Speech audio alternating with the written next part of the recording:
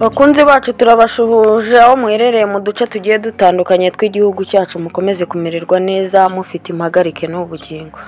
Natangira mbifuriza kuzagira Noheli nziza n'umwaka mushya muhire. Ubu tugiri mu kwezi kwa nyuma gusoza umwaka wa 2025 tujya muri 2026. Ntago rero twahagarara ngo nuko umwaka ugiye kurangira, ahubwo tugomba gufata izindi ngamba nshya. Tugiye gukomeza rero inkuru yacu.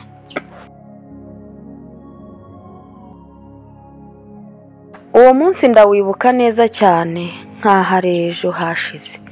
Umugabo wanjye yambwiye ko umuryango wabo nshaka inama yihutirwa mu rugo kwa se umubyara. Muri icyo gitondo sinari meze neza, numvaga ndwaye. Nari namwinginze musaba ko yajyayo atanjyanye, ariko arabyanga, amatiriza kwitegura kujyana nawe. Mbese nyine yabaye nk'ubigize itegeko. Twagiye umuhanda wose dutuje mu nzira. Nongeye kwitekerezaho mbona ko nta nigeze mbaza impamvu bampamagaye mu nama y'ikitaraganya.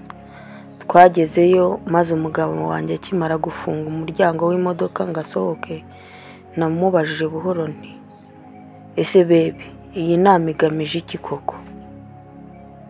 Yanze kundeba mu maso, arambwira ngo urabimenya twinjiye. Twebwe twasaga nk'aho ari twe twakererewe kuhagera, nuko turaramukanya maze turicara. Hashize akanya gato, mukuru wa se w'umugabo wanjye, anko, niwe wafashe ijambo. Yagiye avuga amagambo ameze nk'uri kuzimiza, avuga ngo nta muntu utagira amakosa. Ubuzima butuzanira ibintu tutahindura kubyakira. Nari nkiri kwibaza aho arimo agana, ubwo yahindukiraga akandeba mu maso. Yaratangiye ngo umukobwa wanjye, ibyo ngiye kuvuga bishobora kugutera intimba, ariko ugomba kugira umutima ukomeye.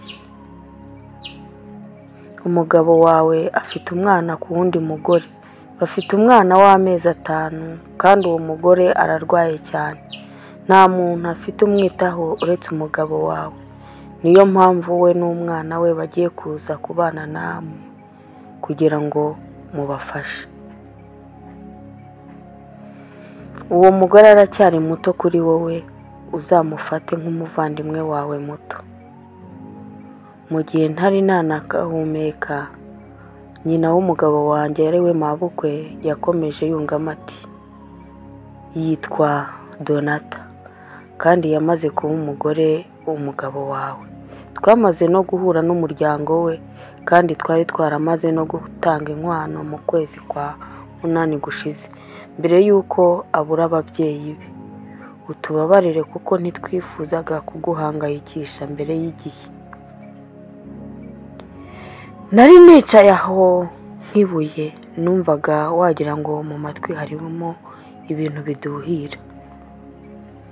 Umutima warateraga cyane. Narebye nyina w'umugabo wanjye numiwe. Ese mama, nawe wari ubizi? Nicyo cyonyine nabashije kuvuga. Bakomeje bavuga, basobanura, babisingiza nk'aho bari gukora ikintu cyumvikana. Hanyuma anko arambaza ati, hari icyo ushaka kuvuga?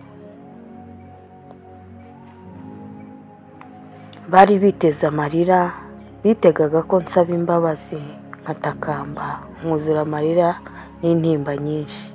Ariko icyo navuze nyuma cyahinduye uko ibintu byose bari babyiteze kurusha uko babitekerezaga. Inkuru yacu igice cya mbere kirangiriye ahangaha. Tuzabagezaho igice cyayo cya kabiri, ibyakurikiyeho. Rero wibuke gukora follow kugira ngo pariti ya kabiri itazagucika n'izindi nkuru nyinshi zitwigisha. Rero ndabakunda cyane. Bye bye.